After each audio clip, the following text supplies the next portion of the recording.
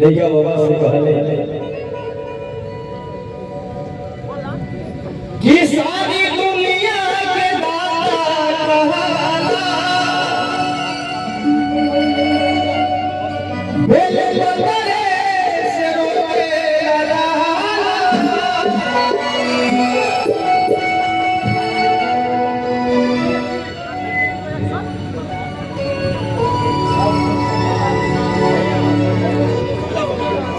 Hello आओ जी hello hello कि सारी दुनिया के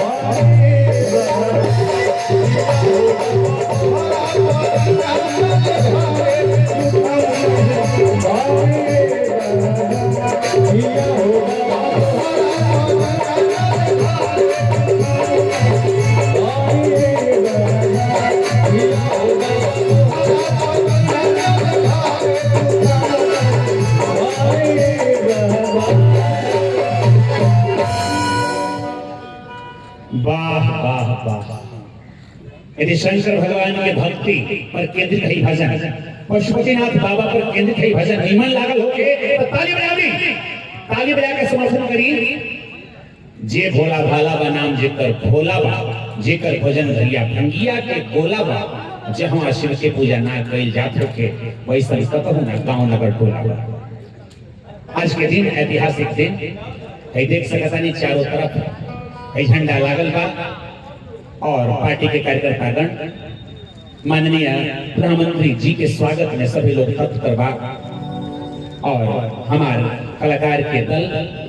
अपन गीत संगीत के माध्यम से जय मधेश प्रदेश के नारा बुलंद कर रहल बा, जय नेपाल के नारा बुलंद कर रहल बा। और हमारे बीच विशेष अतिथियों का आगमन हो चुका है। मैं चाहेंगे जोरदार तालियां बजाकर स्वागत करें, जहां भी है तो जोरदार तालियां बजा दें, क्योंकि ये सारी तैयारियां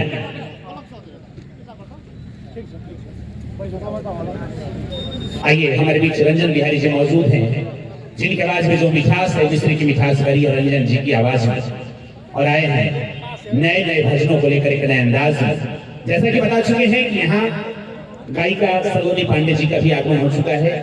और सुपरस्टार जो कई देशों में भोजपुरी जगत को गौरवान्वित कर रहे हैं, जिनका भी कार्यक्रम मॉरिशस में भी था, बाबू गोलू राजा जी, उनकी प्रस्तुति भी थोड़ी देर में सुनाएंगे। आइए मैं चाहता हूँ कि एक और सुंदर सी प्रस्तुति रंजन बिहारी जी की आवाज में, फिर जैसा कहेंगे अगले कलाकार होंगे श्री रंजन बिहारी जी।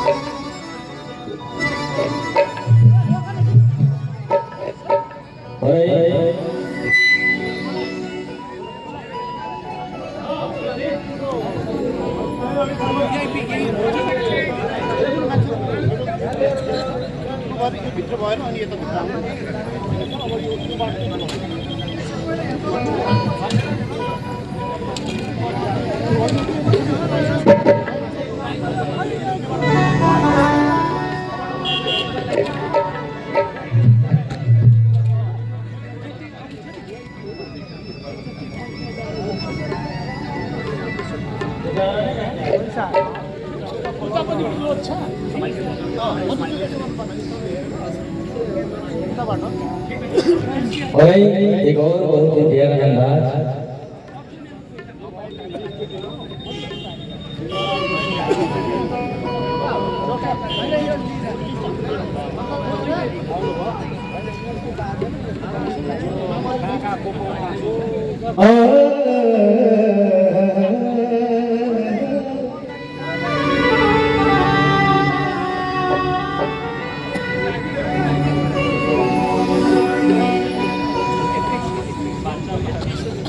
बिना दवाई के जाना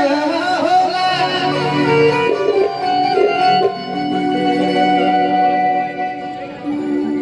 बिना सूरज के ढलना होगा,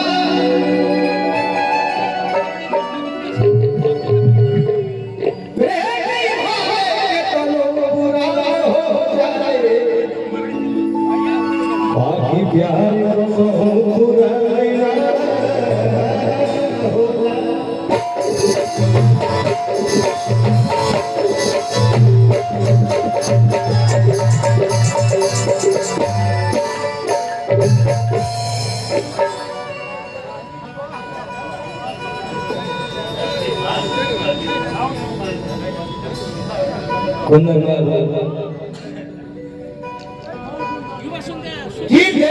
देखी हमके अपना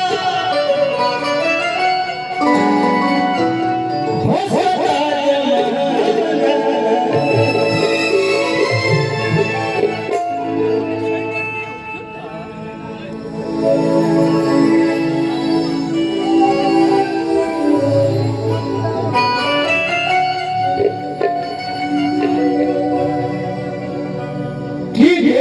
देखी हमके अपना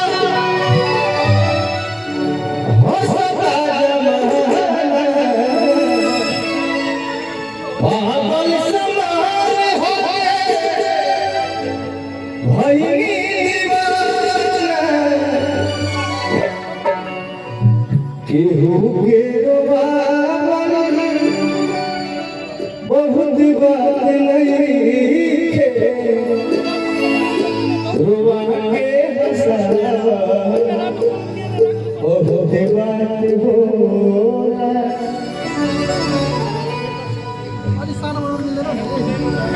बड़ा प्यारा अंदाज है अपना बसुरी माटी के ये अंदाज। हमरे खातिर तोहरा दुनिया में भेजले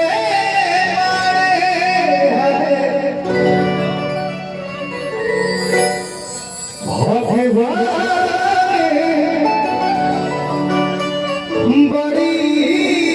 फुर्सत से तोहरा बनौले हमरे खातिर तोहरा के दुनिया में बनौले हमरे खातिर तोहरा के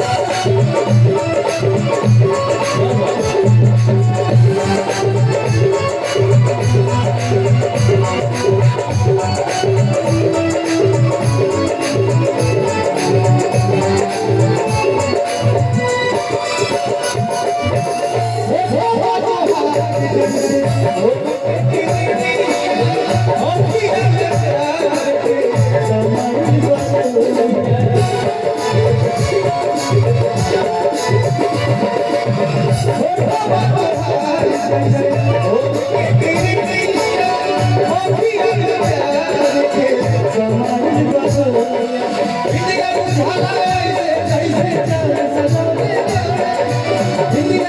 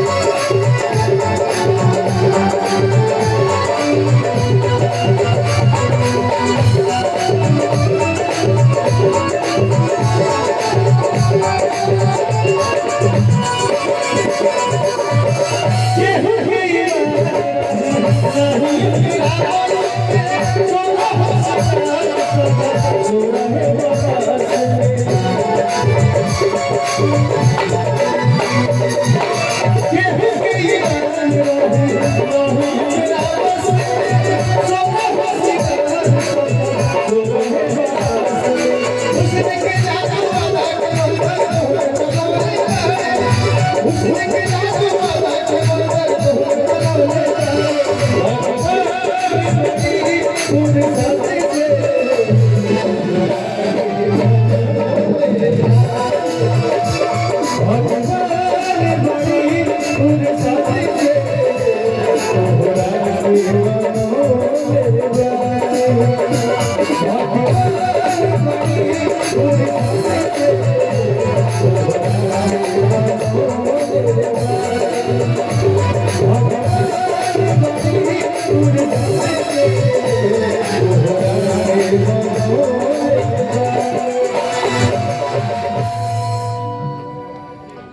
यदि निमन लागल हो तो ताली बाजे के चाहिए। आपकी तालियां मुझे दिख रही है, क्या बात है। इधर से भी भोजपुरी के ऐसे हस्ताक्षर, भोजपुरी के ऐसे हस्ताक्षर, ऐसे कलाकार, ऐसे आवाज के राजा, जिनकी आवाज में जो मिठास है और खाटी भोजपुरी के पहचान का धोती कुर्ता पजामा कुर्ता। और अपन नेपाल में भी भोजपुरी उतने मधुर